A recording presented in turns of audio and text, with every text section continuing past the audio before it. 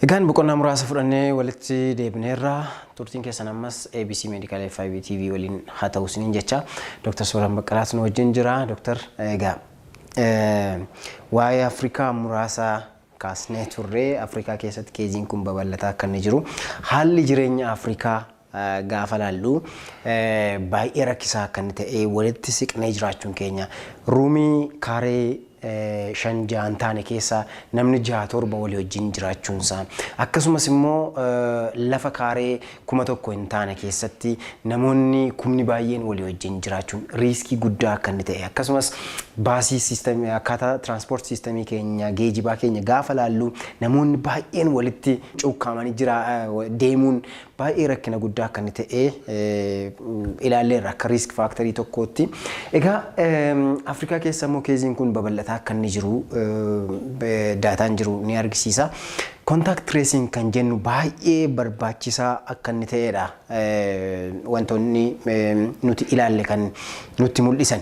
Contact tracing gaafa jennu yookaan contact tracing akkasumatti maal jechuudha? Waan contact tracing tun kaasini contactiin umtu maayinni amma tuttuqqii maayinni tuttuqqii yoo jenne yookaan immoo qaqqabu yookaan immoo namoota nama dhibee kana qabu wajjiniin walitti dhiyeenya qaban jecha tokkoon lafa kaa'uun nu rakkisuyyuu kontaaktii gaafa jennu tuttuqqii nama dhibee kana qabu wajjiniin qabamu jechuudha. Kanaaf kontaaktiin waan lamatu jira. Tokko close contactii kan nuyi jennu jira. Itti dhiyeenya tuttuqqii itti dhiyeenyaa jechuudha. Inni lammaffaan immoo ammuma ta'ee sanaan ala ta'ee garuu tuttuqqiin yeroo itti jiraatu irra guddeessa xiyyeeffannoo guddaa kan qabu kan barbaadu isa close contact jennu kana yookaan immoo tuttuqqiitti dhiyeenyaan godhamu kana jechuudha. Isa kana jechuun maal jechuudha? Qaamaan walitti siqu fuulaa fuulatti nama asirraa hiiqeen jira. Sababuma dhibee kanaatiif kana goone jechuudha. Yoon sitti siqee meetira 2 gadi anaaf si gidduu wanti jiru ta'ee fuulaa fuulatti si wajjin yoo xinnaate daqiiqaa 15 sanaa oliif yoon si wajjiniin dubbii maree ati dhibeen sun sirra jira yookaan shakkamteetta ta'e jechuudha.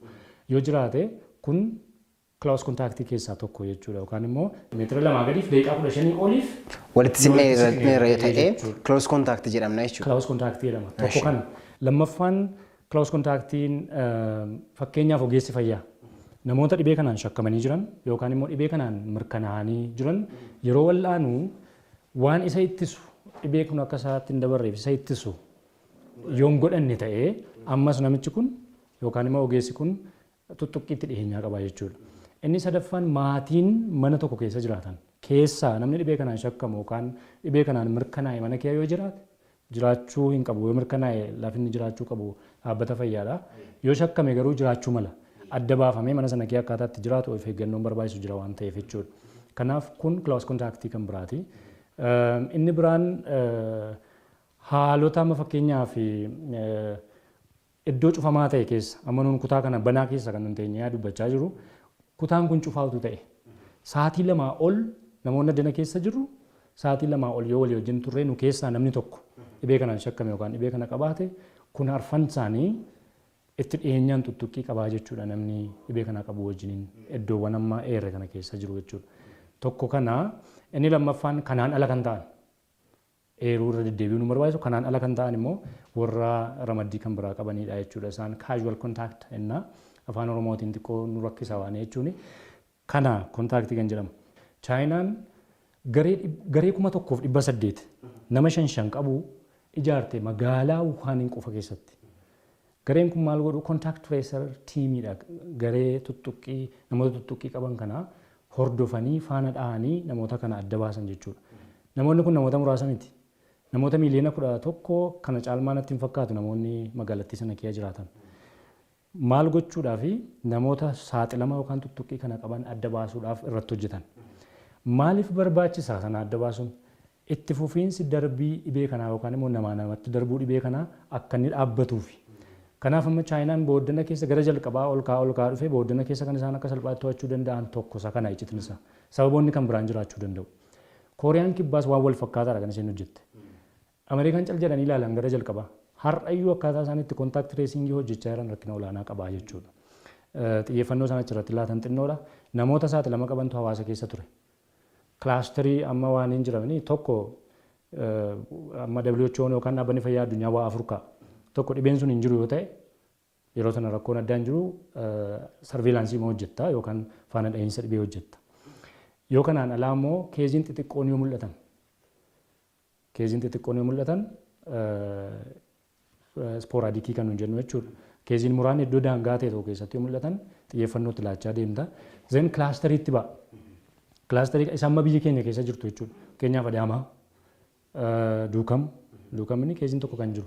Finfinnee naannoo Amaaraa keessaa immoo Baahir Daarii fi Dirree Dhawaa jechuudha.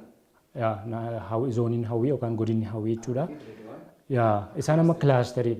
Amma maaltu nu hafeera community transmission yookaan immoo dhibeen kun hawaasa keessatti daddarbuudha. Gaafa sana to'achuun hin danda'amu jechuun hin danda'ama. Keessumaa biyyoota guddinarra jiran keessatti tarkaanfiin tokko waan nu hafeef to'achuu sadarkaa dadhabuutti deemuudhaaf tarkaanfiin tokko waan nu hafeef xiyyeeffannoo barbaada. Achi keessatti hojii guddaa qabaa jechuudha kontaakt tireesingiin. Amma kontaakt tireesingii keessatti ni jalqabaa adda baasuudha.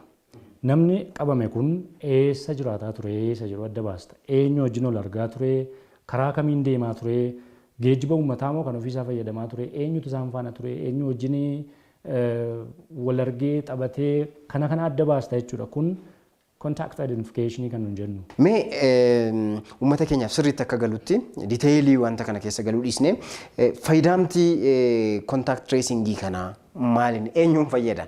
Baay'ee galatoomii waan nama kaase keessatti waan an tuqe tokko jira. Namootatti dhibeen kun daddarbiinsi isaa akka dabalaan deemne madda dhibee sanaa namoota ta'an adda baasanii qofaatti tajaajila laachuufiidha. Amma kun yeroo baay'ee maaliin hojjetama? RRT waan nuyi jennu jira. Rapid Response Team. Godinaaleen qabu, magaalonni qabu, aanaaleen jiru. Kun naannoorras sadarkaa ministirii yookaan immoo ministeera eegumsa fayyaattis jira. Koree yookaan immoo garee kanaaf ijaaramee kanarratti hojjechuutu jira jechuudha. Isaan hojii isaan hojjetan maa'inni namoonni hubannoo qabaatanii saaxilama namoota dhibee kanaaf shakkamanii yookaan sakatta'amanii mirkanaa'anii wajjin hin qaban adda baasaniitu namoota sanaaf hubannoo laatanii akkuma amma inni yookaan lafa turuu qaban tursu yookaan immoo mana isaanii keessatti adda bahanii eeggatanii warra walii wajjin jiraatanii fi hordoffii sanaan namoota ogeessaa wajjin waan gochuu qaban keessatti hordofamaa deemu jechuudha. Kanaaf kan namni keenya beekuu qabu ammas qabxii xiyyeeffannoo barbaadu waan ta'eef kun faayidaan isaa nama tokko qofaaf miti. Abbaas hin jaallattaniif ta'a, haadhas hin jaallattaniif, daa'imas hin jaallattaniif, harmees hin jaallattaniif waan ta'eef ogeessota tumsuun barbaachisaadha. Saaxilama akkasii qaamni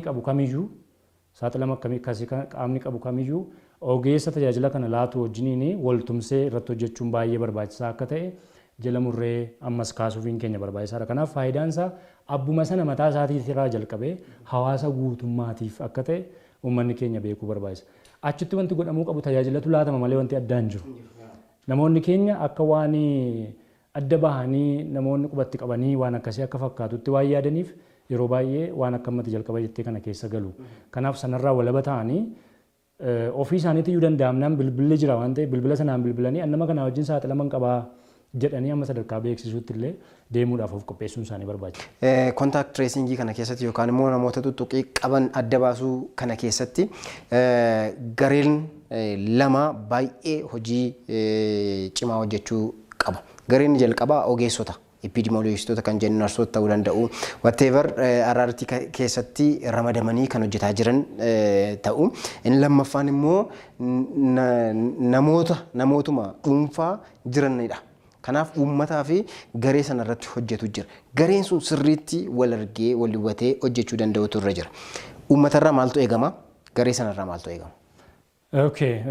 Uummanni keenya kuma jalqaba kaafne waan ogeessi fayyaa itti himu sirriitti dhaga'uutu isaanirra jiraata. Barbaachisummaa waan kanaa hubatanii waan ogeessi fayyaa itti himu sirriitti hubachuu danda'uutu isaanirra jira. Garee kana keessatti qaamota adda addaatu jira odeeffannoo kan isaan laataniif. Tokko dhaga'uudhaan lammaffaa odeeffannoo laachuudhaan gargaaru. Warri rakkoo akkasii qaban immoo bilbilanii hamma ofii isaanii namoota sanaatti mul'isuu yookaan immoo of argisiisuu danda'anitti deemuun isaanii baay'ee barbaachisaa ta'a. Tumsi gara hawaasaatiin jiru baay'ee murteessaadha. Kana keessatti ministeerri eegumsa fayyaas, biiroon eegumsa fayyaas yookaan immoo warri sadarkaa amma aanaatti jiran qofaa isaanii waan tokko gochuu akka isaan hin dandeenye beekuun barbaachisaadha. Ga'een uummanni as keessatti hirmaachuu danda'u amma risk communication and community engagement kan nuyi jennu jira. Rakkoo kana hawaasaa wajjiniin qaama adda addaa wajjiniin mari'achaa uummata immoo hirmaachisuu keessatti ga'een olaanaan jiraachuutu isa barbaachisaa jechuudha. Ogeessi hamma danda'amee hubachiisuu danda'uu barbaachisa. Namni si'a tokkoon qalbii isaa yookaan yaada isaa jijjiiru hubachuu barbaachisaa waan ta'eef irra deddeebi'anii himuu barbaachisaa waan ta'eef utuu hin nuffin uummata kana hubachiisuu irratti sadarkaa gandaatii jalqabee godinaa jalqabee amma aanaatti amma gandaatti kun irratti hojjetamuun barbaachisaa akka ta'e hundumtuu beekuun barbaachisaadha. Ga'een ogeessaa obsa qabaachuu namoota kanaa wajjiniin mari'achuu namoota hubachiisuu danda'u. Inni kan biraan ofii isaaniitis eeggannaa gochuu isaan barbaachisa.